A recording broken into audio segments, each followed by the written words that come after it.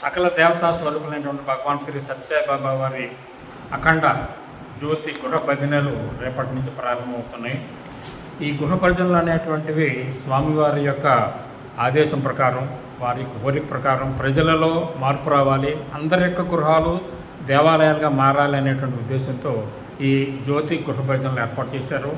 ఈ గృహ భజనలు ఈ సంవత్సరం నూతనంగా 101 గృహాల భజనలతో పాటుగా ప్రతిరోజు ఉదయము పాదుకా పూజ అయిన తర్వాత అదే సమయంలో శివలింగానికి అభిషేకం కూడా జరుగుతుంది.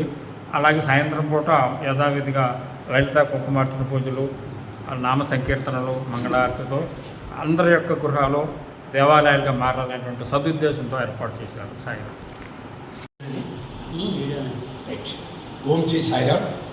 భగవాన్ శ్రీ సత్యసాయి బాబా వారి శతవర్ష జన్మదినోత్సవ వేడుకలలో భాగంగా మచిలీపట్నం శ్రీ సత్యసాయి సేవా సమితి వారు 101 రోజుల శ్రీ సత్యసాయి అఖండ జ్యోతి కార్యక్రమాన్ని రేపు గురువారం నాడు ఉదయం 10:08 గుడివాడ బేతవోలు ప్రణవాశ్రమ పీఠాధిపతి పూజ్యశ్రీ స్థైర్యానంద సరస్వతి స్వామీజీ వారు, అలాగే శ్రీ సత్యసాయి సేవా సంస్థల కృష్ణా జిల్లా అధ్యక్షుడు శ్రీ కొమరగిరి చంద్రశేఖర్ గారు జ్యోతి ప్రజ్వలనంతో ఈ కార్యక్రమాన్ని ప్రారంభించడం జరుగుతుంది.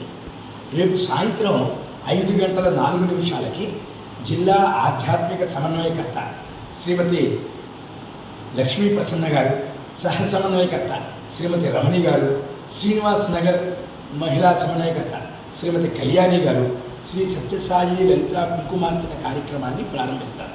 అనంతరం సాయంత్రం 6:30 నుంచి నామ సంకీర్తన, 7:45 నుంచి సత్సంగ కార్యక్రమాలు, 8:01 మహామంగళహారతితో కార్యక్రమాన్ని ముగించడం జరుగుతుంది. ఇదే విధంగా ప్రతిరోజు భక్తుల ఇళ్ల వద్ద గురువారాలు, శుక్రవారాలు, సోమవారాలు సత్యసాయి సేవా సమితి, శ్రీనివాస్ నగర్ భజన సెంటర్, శ్రీ బాలాజీ భజన సెంటర్ల వద్ద, అలాగే భక్తుల గృహములలోనూ ఈ యొక్క కార్యక్రమాన్ని నిర్వహించడం జరుగుతుంది. ప్రతి చోటు కూడా ఉదయం నగర సంకీర్తన, స్వామివారి పాదుకాభిషేకము, ఏకవారాభిషేకము, సాయంత్రం లలితా కుంకుమార్చన, నామ సంకీర్తన ఇదే విధంగా జరుగుతూ ఉంటాయి.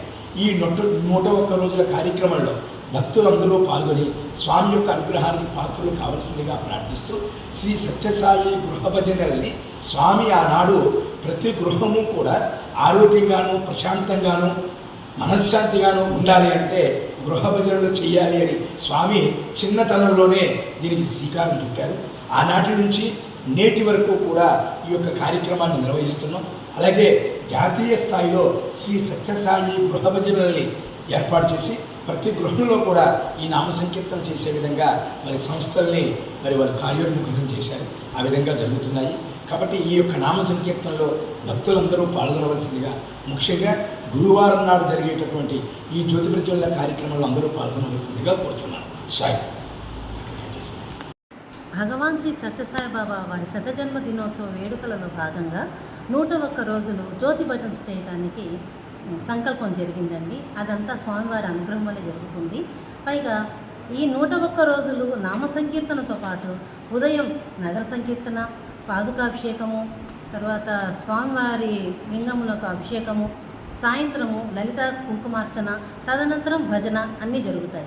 ఇన్ని కార్యక్రమాలు ఎందుకు అని అనుకుంటంలో పొరపాట్లేదు. కానీ ఇన్ని కార్యక్రమాలు మనం చేస్తున్నప్పుడు రోజంతా మనము ఒక